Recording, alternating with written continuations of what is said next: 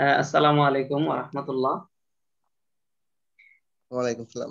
হ্যাঁ, learning Quran in 7 days চ্যালেঞ্জের আজ সালাম। তৃতীয় দিন। তৃতীয় দিনের ক্লাসে আপনাদেরকে স্বাগতম। তৃতীয় দিনে আমাদের কি কি আছে শিডিউলে আমরা একটু দেখি। প্রথমে আছে পূর্বের ক্লাসের আলোচনা বা রিভিউ, সংক্ষেপে আলোচনা। আর আজকের শিডিউলে আছে ওয়াজিব গুন্না, তারপরে কলকলা ও মদের হরফের পরিচয়, আর বিসমিল্লাহির রহমানির রহিম বানান করে পড়া। তো প্রথমেই আমরা আগের দিনের ক্লাস নিয়ে একটু আলোচনা করে আসি। আগের দিনে আমরা শিখেছিলাম হচ্ছে হরকত, সাকিন, তাসদিদ, তানবিন আর আউযু বিল্লাহি মিনাশ শাইতানির রাজিম। হরকতের পরিচয়ে আমরা জেনেছিলাম যে এক জবর, এক জের এবং এক পেশকে হরকত বলে, তানবিন বলে। বরকত ভাই। হ্যাঁ, মনে থাকার কথা কাজী ইউসুফ ভাইয়ের, যেহেতু উনি ছিল। জি। যদি এক জবর, এক জের এবং এক পেশ হয় তাহলে সেটা হরকত হবে। এটাকে জবরে হয় হরকত বলে। আকারের হরকত। উচ্চারণ, জেরে রস্যিকারের উচ্চারণ এবং পেশে হয় রস্যকারের উচ্চারণ। এখানে আমরা তিনটার উদাহরণ দেখতে পাচ্ছি। হরকতের উচ্চারণ। হ্যাঁ, সা জবর সা, সা জের সি, সা পেশ সু। তো এরপর আমরা শিখেছিলাম সাকিন। সাকিন মূলত ব্যবহার হয় আহ আরেকটা অক্ষরের সাথে যুক্ত করার জন্য, একটি অক্ষরকে আরেকটি অক্ষরের সাথে যুক্ত করার জন্য সাকিন বা জজম যাই বলি ব্যবহার হয়। যেমন এখানে আমরা দেখতে পাচ্ছি আহ হামজা আর নুন, নুনের উপরে সাকিন আছে, আর আলিফ, যেহেতু এটা জবর আছে সেহেতু আমরা হামজা পড়ছি। হামজা নুন জবর আন, নুনের উপরে সাকিন থাকার কারণে নুনকে এই পূর্বের হামজা এর সাথে মিলিয়ে পড়তে হবে। হামজা নুন জবর আন, তারপরে হামজা মিম জবর আম, হামজা ওয়াও জবর আও। আম আও। আহ আচ্ছা, আকরাম হোসেন ভাই, আপনার কি অক্ষর সম্বন্ধে আইডিয়া আছে আগে থেকে? জি হুজুর, আছে আইডিয়া আছে। আচ্ছা, তাহলে সমস্যা নাই, আমি সামনে ধরতে পারবেন। এরপরে আমরা শিখেছিলাম তানবিন। হরকত হচ্ছে এক জবর, এক জের, এক পেশকে বলে। তানবিন হচ্ছে দুই হরকত। জবর, দুই জের, দুই পেশকে দুই তানবিন তিন। বলে। হরকতের সাথে অর্থাৎ আহ আরেকটা দন্তন্য, বাংলায় দন্তন্য যোগ হয়। যেমন এখানে আমরা পড়েছি সা জবর সা, আর এখানে যদি তানবিন থাকে অর্থাৎ দুই জবর থাকে তাহলে হবে আছে সা দুই জবর সান, একটা অতিরিক্ত দন্তন্য হবে। সা দুই জের সিন, তিন। সা দুই পেশ তিন। সুন। তুন। প্রত্যেকবারই একটা করে, আরবিতে নুন যদি আরবি বলি নুন, আর বাংলাতে দন্তন্য যোগ হবে। এটা হচ্ছে তানবিন। এরপর আমরা পড়েছিলাম তাসদিদ। তাসদিদ এক অক্ষরকে দুইবার পড়ার জন্য ব্যবহার করা হয়। যেমন এখানে দুইটা আমরা দেখতে পাচ্ছি উদাহরণ। হামজা নুন জবর আন, নুন জবর না। নুনকে দুইবার পড়া হচ্ছে কারণ নুনের উপরে তাসদিদ আছে, এজন্য নুনকে তাসদিদ। দুইবার পড়তেছে। তাসদিদ আছে। হ্যাঁ, হুম। হামজা নুন জবর আন, নুন জবর না, আন না। হামজা মিম আন্না। জবর আম, মিম জবর মা, আম্মা। মা। আন্না আর আম্মা। আম্মা, নুনকে দুইবার পড়তেছি কারণ নুনের উপরে তাসদিদ আছে। তাসদিদের চিহ্ন ইংরেজি ডাব্লিউ অক্ষরের মতো, এর চিহ্নটা মনে রাখলেই হবে। এরপরে আমরা আউযু বিল্লাহি মিনাশ শাইতানির রাজিম উচ্চারণ করে পড়েছিলাম। তো যাই হোক, এটা ছিল আমাদের গতকালকের ক্লাসের আলোচনা। আমরা আরেকটু মনে করে নিলাম যে আমরা আগের দিন কি শিখেছিলাম। আজকে আমরা শিখবো প্রথমে ওয়াজিব গুন্না, অর্থাৎ যেখানে আমাদেরকে গুন্না করতে হবে। গুণনা বলতে যে অক্ষরের উপর থাকবে ওই অক্ষরটাকে একটু চেপে ধরে একালি পরিমাণ টানতে হবে। তাহলে আমরা দেখি অজীব গুণনা কোনটা, যেখানেই নুন ও মিমের উপরে তাসদিদ থাকবে। আগের দুইটা উদাহরণে আমি এনেছি, যেখানেই নুন ও মিমের উপরে তাসদিদ থাকবে সেখানেই গুণনা করে পড়া ওয়াজিব। শুধুমাত্র এই দুইটা অক্ষরই মনে রাখবেন, শুধুমাত্র নুন এবং মিম। কি কি অক্ষর নুন বলেন? এবং মিম। নুন এবং মিম, মিম। এই দুইটা অক্ষরের উপরে যদি তাসদিদ থাকে তাহলে এই দুইটা অক্ষর গুণনা করে পড়তে হবে। কেমন ভাবে? যেমন হামজা নুন জবর আন, নুন জবর না, তাসদিদের কায়দার মতো আমরা বানান করে পড়ব, আন্না কিন্তু আন্না না আন্না। পড়ে এখানে পড়তে হবে আন্না, নুনে গুণনা হবে। আন্না। রাইট, আন্না। ঠিক একই ভাবে আন্না। হামজা মিম জবর আম, মিম জবর মা, আম্মা। আমার সাথে একটু পড়েন, আম্মা। আচ্ছা আম্মা। একটা আম্মা আন্না। আম্মা। আন্না হ্যাঁ রাইট। আম্মা। কাজী ইউসুফ ভাই, আপনি কি শুনতে পাচ্ছেন? জি শুনতে পাচ্ছি। যে আমি একটু ভিডিওটা অন করি তাহলে বাসায় আচ্ছা, থাকি। তাহলে আমরা দেখতে ওয়াজিব পাচ্ছেন গুণনা পড়লাম, আপনি দুটো একটু পড়েন, দুইজনই একবার করে পড়েন, আমার পড়ে শোনান।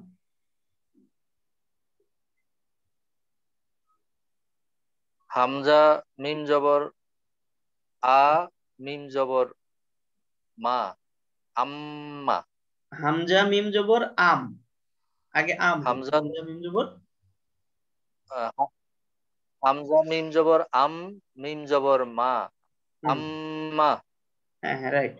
তারপরে হামজা নুন জবর আন, নুন জবর না, আন্না। হ্যাঁ, আহ, হামজা মিম জবর আম, মিম জবর মা, আম্মা। ঠিক হামজা নুন জবর আন, নুন জবর না, আন্না। রাইট। এইটুকু মনে রাখলে হবে যে নুন এবং মিমের উপরে যদি তাসদিদ থাকে তাহলে একালিফ গুণনা করে পড়তে হবে, আর কিছু না। তো হুজুর যেটা বলছিলেন যে এই এই দুইটা পুরা কোরআন শরীফে কি এই দুইটা শব্দের উপরেই শুধু ওয়াজিব গুন্না হবে? রাইট, এই দুইটা অক্ষরের উপরে, আর কোনো অক্ষর না। ওয়াজিব গুণনা যেটাকে বলা হয় এই দুইটা অক্ষরই, মিম এবং নুন, আর এই দুইটা অক্ষরই, আর অন্য কোনো অক্ষর না।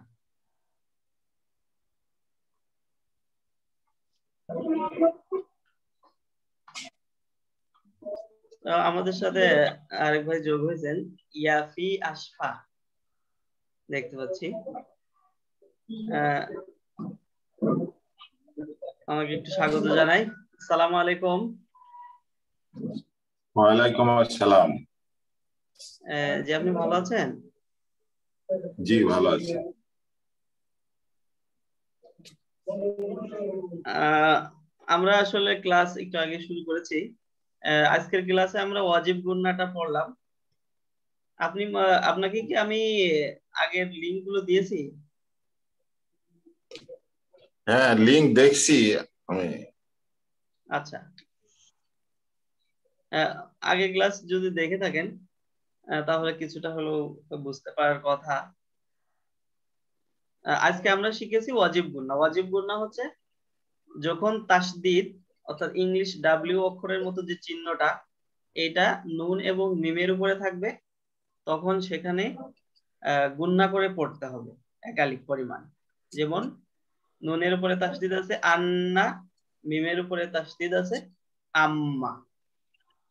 এটা গেল ওয়াজিব গুণনা। এরপরে আছে হচ্ছে আমাদের কলকলা। কলকলার হরফ হচ্ছে 5টি: কফ, ত, বা, জিম, দাল, এই 5টি অক্ষর। একটু আমার সাথে পড়বেন। অফ অফ ক ক বা বা জিম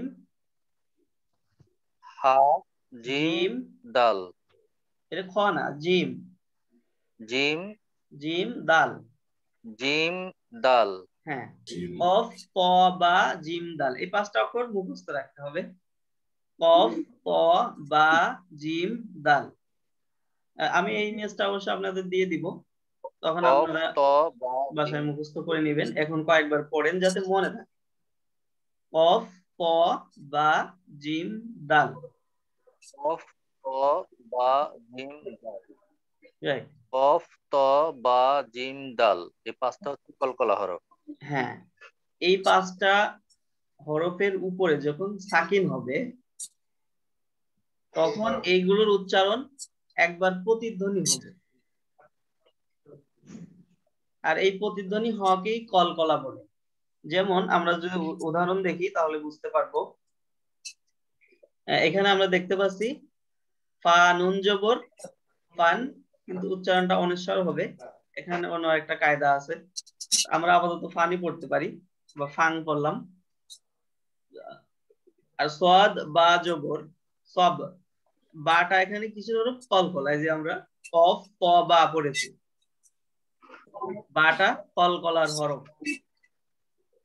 তো বা এর উপরে আছে সাকিন, এই কারণে আমরা এখানে যেটা পড়বো সোয়াদ বা জবর সব, সব সব, সোয়াদ বা জবর সব। বায়ের উপরে একটা ধাক্কা খাচ্ছে, যেমন ভাবে যে আওয়াজ ধাক্কা খেলে শব্দ হয় ফেরত আসার, বার উচ্চারণটা ওরকম ফেরত আসবে। সব, সোয়াদ বা জবর সব। আপনারা সদ একবার বা প্র্যাকটিস করেন। জবর সব হ্যাঁ, সব হবে না, সদ বা জবর সব সব। বা বার প্রতিধ্বনি হবে, মানে বাটা মনে হবে যে ডাবল ড্রপ খায় যেরকম বল যেরকম ড্রপ খায় না, বার সব উচ্চারণটা এরকম ড্রপ খাবে। সোয়াদ বা জবর সব সব, সব, সব। সদ বা জবর সব হ্যাঁ, সোয়াদ বা জবর সব। সব। এটা কি বুঝতে পারছেন যে এই 5টা অক্ষরের উপর যদি সাকিন থাকে তাহলে কেমন উচ্চারণ হবে? এটা মনে রাখতে হবে আসলে, এটা হ্যাঁ, অক্ষরটা একটু মনে রাখতে হবে। অক্ষরটা গুরুত্বপূর্ণ। একবার পড়লে তো মনে থাকবে না, অক্ষরটা এটা মনে রাখতে প্র্যাকটিস হবে। করতে হবে। আচ্ছা, আমরা বাকি অক্ষরগুলোর উচ্চারণ কেমন হবে একটু দেখে নিই। এখানে তো একটা দিয়েছি, বাকিগুলো আমরা একটু এখানে আপনার লিখে। বোর্ডের ব্যবস্থা নাই, লিখে দেখাবেন। হ্যাঁ, এই তো বোর্ড আছে তো, এই যে লিখতেছি। যে মুখে যেটা বলছেন সব, সেটা তো লিখেও দেখাবেন। ও ওইটা তো এখানে লেখা আছে, সব তো নিচে লেখা আছে। এই যে বাংলা লেখা আছে ফাং সব, যেখানে লেখা আছে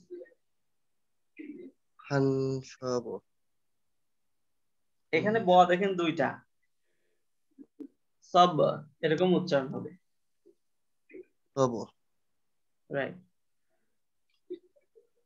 আর বাদ বাকি অক্ষরগুলো কেমন উচ্চারণ হবে একটু আমরা দেখি।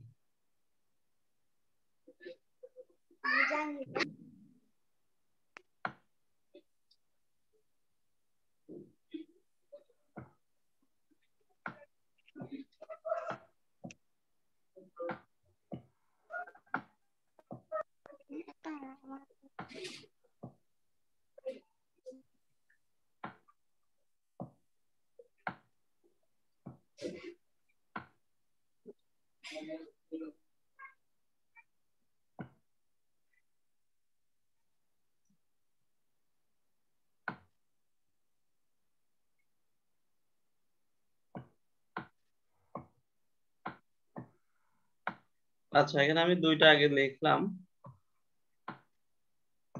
এখানে লিখেছি আমি কফ, তা কফ জবর তাক, তা কফ জবর তাক। তাক কফের তা উপরে জবর একটা তাকো ধাক্কা খাবে। তা কফ জবর তাক, তাকো কম জবর তাক, রাইট। তাকো তা জিম জবর তাজ, তা জিম জবর তাজ। তাজিম তাজিম জবর তাজ, হ্যাঁ, একটু তাজ প্র্যাকটিস করেন।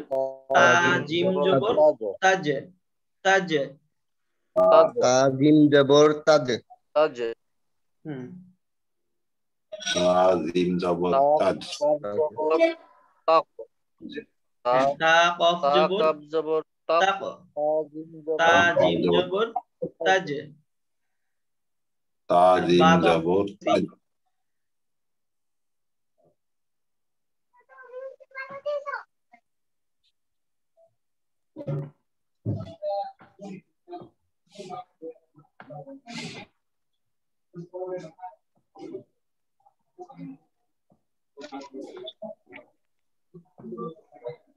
এখানে আর দুইটা লিখলাম।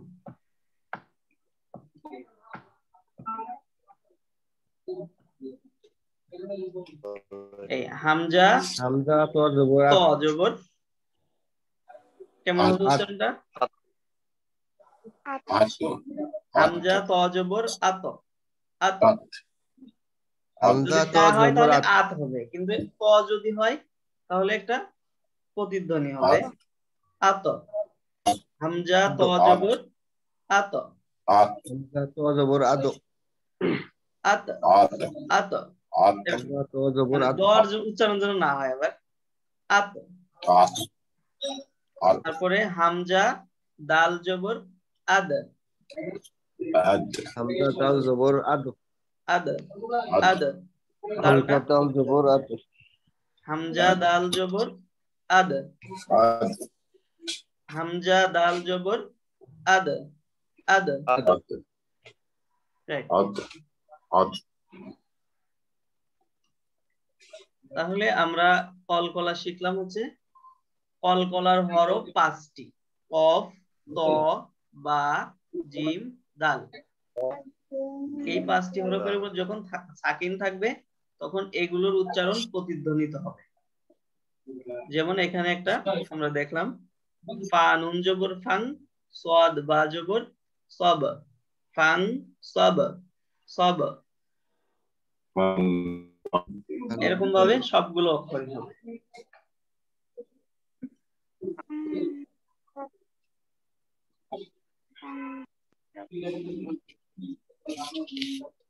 এরপরে আছে হচ্ছে মাদের হরফ। আমাদের মাদ শব্দের অর্থই হচ্ছে দীর্ঘ করে পড়া, লম্বা করে পড়া বা টানিয়া পড়া। মোট কথা টানিয়া পড়তে হবে। মদের বিভিন্ন প্রকার আছে, 1 আলিফ মদ আছে, 3 আলিফ মদ আছে, 4 আলিফ মদ আছে। তো এখানে আমরা মূলত মদের যে প্রথম প্রকারটা, আসল যে মদ, সেটাই শিখবো।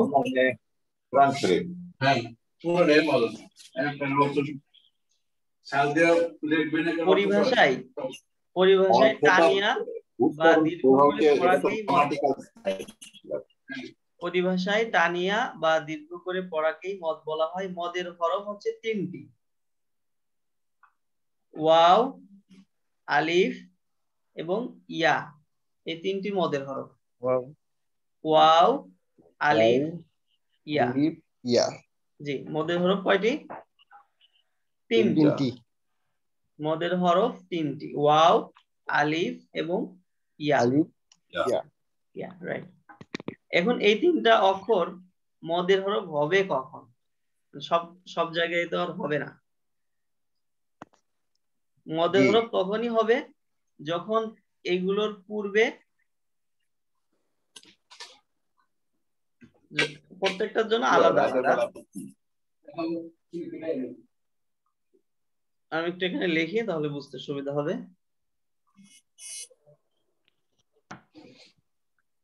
ওয়াও, আলিফ এবং ইয়া, এই 3টা হলো মদের হরফ।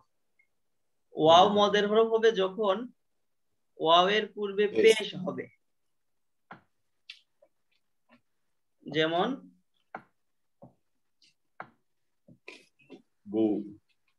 বা, ওয়াও পেশ। এই ওয়াওটা মদের হরফ হবে তখনই যখন ওয়াও এর পূর্বে পেশ হবে এবং ওয়াও সাকিন হবে। ওয়াও সাকিন মানে সবগুলো অক্ষরই সাকিন হবে, আর ওয়াও এর পূর্বে যখন পেশ হবে তখন এটা মদের হরফ হবে, তখন এক আলিফ টান হবে। যেমন বা ওয়াও পেশ বু, বা ওয়াও পেশ বু, এক আলিফ টান হবে। আবার আলিফ মদের হরফ হবে যখন আলিফের পূর্বে জবর থাকবে। আলিফের পূর্বে পেশ হলে কিন্তু হবে না, আলিফের পূর্বে জবর থাকতে হবে, খালি আলিফ। এই বা আলিফ জবর বা, বা আলিফ জবর বা। আবার ইয়া মদের হরফ হবে যখন ইয়া এর পূর্বে জের হবে।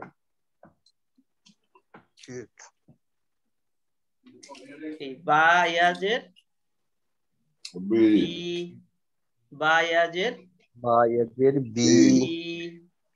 তাহলে আমরা শিখলাম হচ্ছে মদের হরফ তিনটি, ওয়াও, আলিফ, ইয়া। ওয়াও মদের হরফ হবে যখন তার পূর্বে পেশ হবে, আলিফ মদের হরফ হবে যখন তার পূর্বে জবর হবে, ইয়া মদের হরফ হবে যখন তার পূর্বে জের হবে।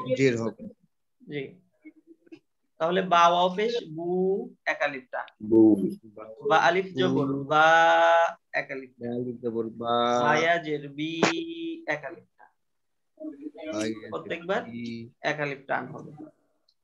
এটা ছিল মদের হরফের পরিচয়। তাহলে মদ শব্দের অর্থ হচ্ছে দীর্ঘ করা বা লম্বা করা। পরিভাষায় টানিয়া বা দীর্ঘ করে পড়ার নামই হচ্ছে মাদ। মাদের হরফ তিনটি, ওয়াও, আলিফ, ইয়া। ওয়াও, আলিফ, ইয়া। ওয়াও মদের হরফ হবে যখন তার পূর্বে পেশ হবে, যেমন বা ওয়াও পেশ বু। আলিফ মদের হরফ হবে যখন তার পূর্বে জবর হবে, যেমন বা আলিফ জবর বা। ইয়া মদের হরফ হবে যখন তার পূর্বে জের হবে, যেমন বা ইয়া জের বি। আশা করছি মদের হরফটা বুঝতে পারছেন। হুজুর মদের হরফে তো তিনটা অক্ষর সংযুক্ত হইলো, ওয়ার উপর হলো পেশ, আলিফের উপর হলো যে জবর পূর্বে, উপরে না, আর ইয়ার উপর হলো আগে পূর্বে। হ্যাঁ, ইয়ার সাথে হলো জের, তার মানে কি পেশ, পেশ জবর পেশ জবর জের, এই তিনটার সাথে যুক্ত হবে। হ্যাঁ হ্যাঁ রাইট, এই তিনটার সাথে যুক্ত হবে। যুক্ত না হলে হবে না, যুক্ত মদের হরফের অবশ্যই সাথে হবে। নির্দিষ্ট মদের হরফের সাথে তিনটা অক্ষরের সাথে একটা জের, সবগুলোর সাথে জের হইলে হবে না, না সবগুলোর সাথে জবর হইলে হবে না। না না না, ওয়াওর সাথে পেশই হতে হবে, আলিফের সাথে জবরই হতে হবে, হ্যাঁ ওয়াও, আর ইয়ার সাথে জেরই হতে হবে, ইয়ার সাথে অন্য কিছু হলে হবে না।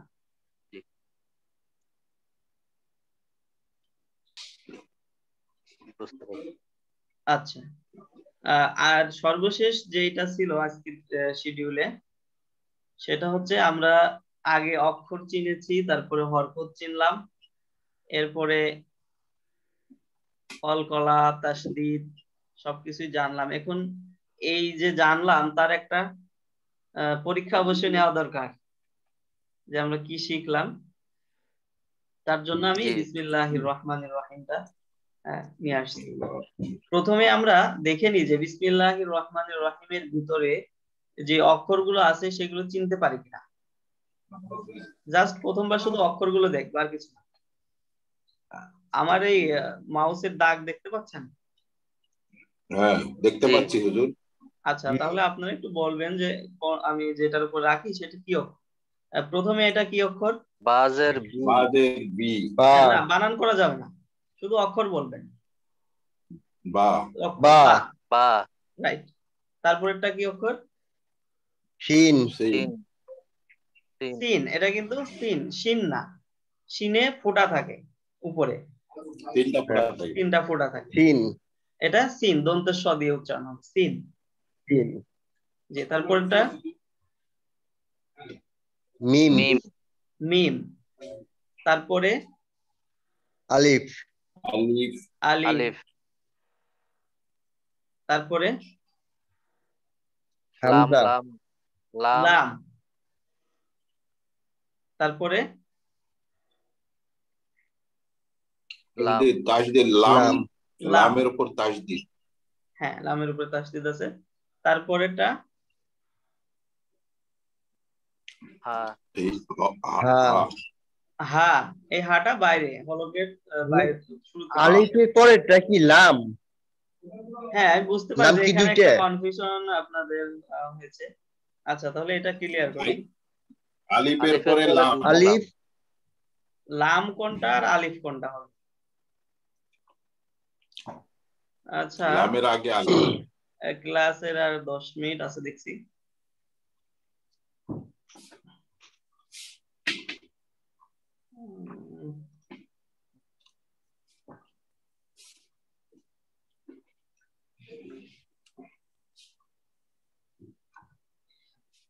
আচ্ছা, এটা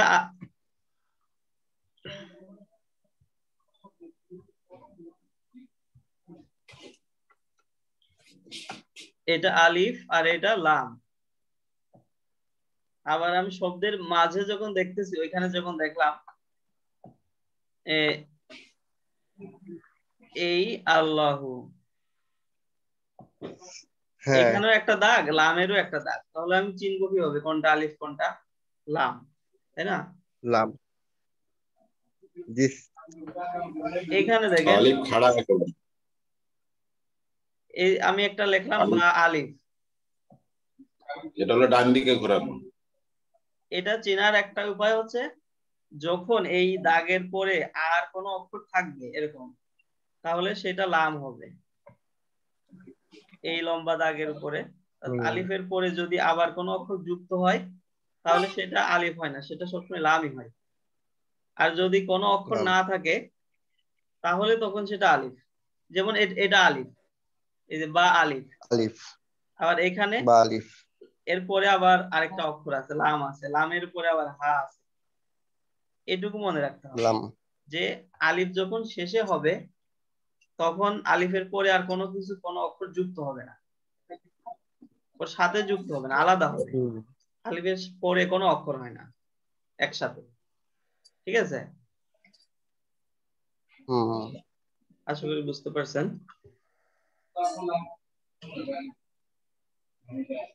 আচ্ছা, তারপরে আমরা আসি, এটা আলিফ। তারপরে এটা কি আলিফ। অক্ষর? লাম। লাম। তারপরে লাম। র। র। তারপরে হা। হা। হা। এইটা হা, আর এটা মিম নুন। কণ্ঠের ভিতর থেকে হবে হা। হা। এটা হা, এটা হা। হা। তারপরে হা এর পরে মিম। মিম। মিম। তারপরে নুন। নুন। তারপরে এটা আলিফ। আলিফ। আলিফ। তারপরে লাম। লাম। তারপরে এটা র। র। র। তারপরে হা। হা।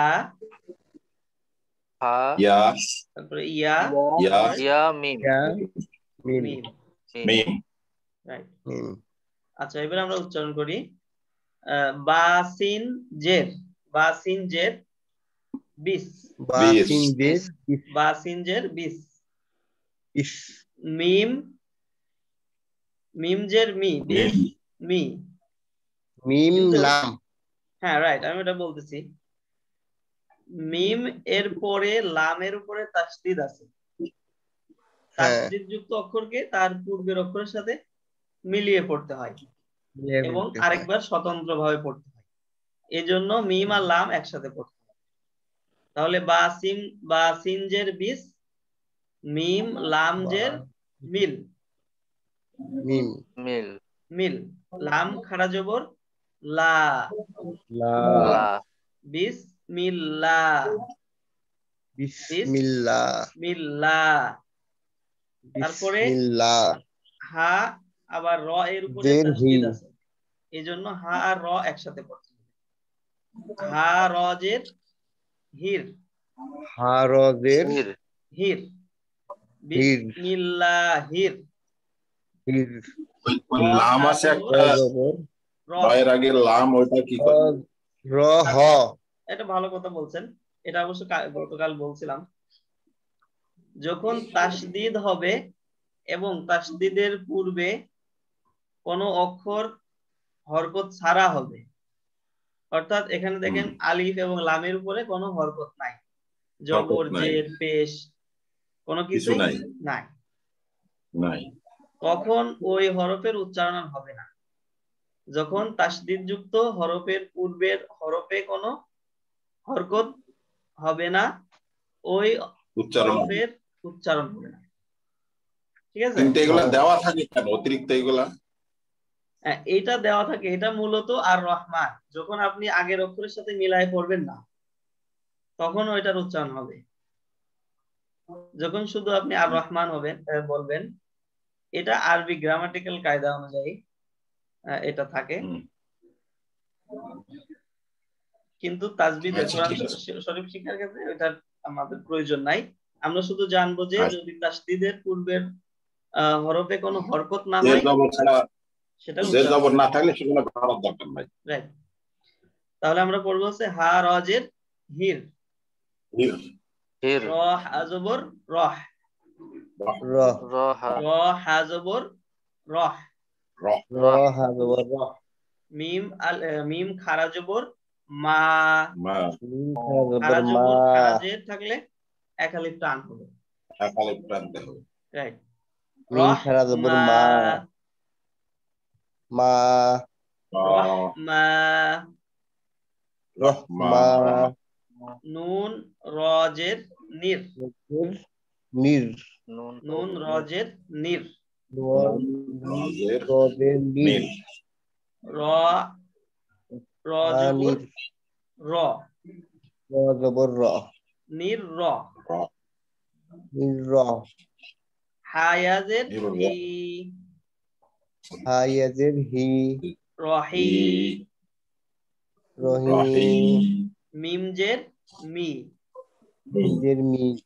কিন্তু আমরা যখন একসাথে পড়বো তখন মিমের উপরও সাকিন হবে, কারণ মিমটা হচ্ছে শেষ অক্ষর, একটা আয়াতের শেষ অক্ষর, আয়াতের শেষ অক্ষরে সবসময় সাকিন করতে হয়। এখানে রহিমি না পড়ে পড়বো রহিম। রহিম। তাহলে আমরা পড়লাম হলো বিসমিল্লাহির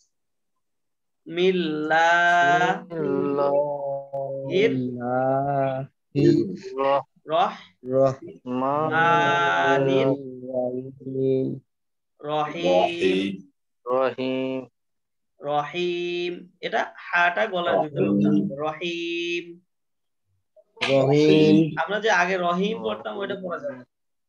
রহিম তো ওই হাটা হচ্ছে গোল হা, এটা লম্বা হা, এটা রহিম পড়তে হবে, রহিম ভিতর থেকে। হ্যাঁ, আমার সাথে একটু সুরে সুরে পড়ো। বিসমিল্লাহির রহমানির রহিম, বিসমিল্লাহির রহমানির রহিম। রহিম, রহিমটা ঠিক করেন, রহিমটা আপনার রহিম সবচেয়ে রহিম, রহিম।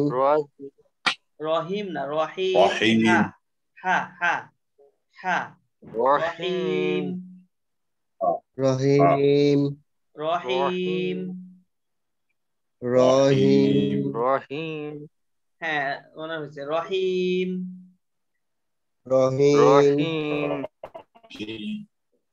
রহিম, রহিম। রহিম। তো এই ছিল আজকে আমাদের ক্লাসের। হুজুর ইনশাআল্লাহ আশা ওই করি। যে হুজুর 1 মিনিট, জি, ওই যে গোল হা আছে আর লম্বা হা আছে, ওই উচ্চারণ দুটো একটুখানি, অন্য কিছু বলা লাগবে না, ওই উচ্চারণ দুটো একটু ভালো করে একটা হচ্ছে কিভাবে হা, উচ্চারণটা করব। হা, গোল হা, হা, একটা হ্যাঁ, হা, গোলহাটা শুধু হা, হ্যাঁ গোলহাটা হা, আর এই স্বাভাবিক শেষেরটা হ, রহি, হওয়ার মতো, এটা বাংলা হা, হ, আওয়াজে অক্ষর, স্বাভাবিক গোলহাটা হা। সেরকম উচ্চারণ, হ্যাঁ হ, হা। হ্যাঁ হ্যাঁ। আর লম্বা হাটা আপনার হলকের আচ্ছা, ভিতর থেকে হবে হা, হা হলকের শেষ ভাগ হা। ওই রহিমের শেষে, রহিম, রহিম যেটা লেখা আছে ওইটাই তো লম্বা হা, জি জি এটা লম্বা হা। রহিম শেষে। হ্যাঁ ও, আচ্ছা, রহিম, রহিম এটা ভিতর থেকে উচ্চারণ হবে, রহিম। রহিম, রহিম। জি রহিম। তো এই ছিল আমাদের ক্লাস। আশা করি আপনারা বুঝতে পারছেন এবং প্র্যাকটিস করলে অবশ্যই ভালোভাবে শিখতে পারবেন। আহ, আমাদের ক্লাসের টাইম শেষ, 1 মিনিট আছে, মানে জুমটা তো 40 মিনিটের। আমি কি আবার লিংক আসসালামু দিব? আলাইকুম। হুজুর, এই যে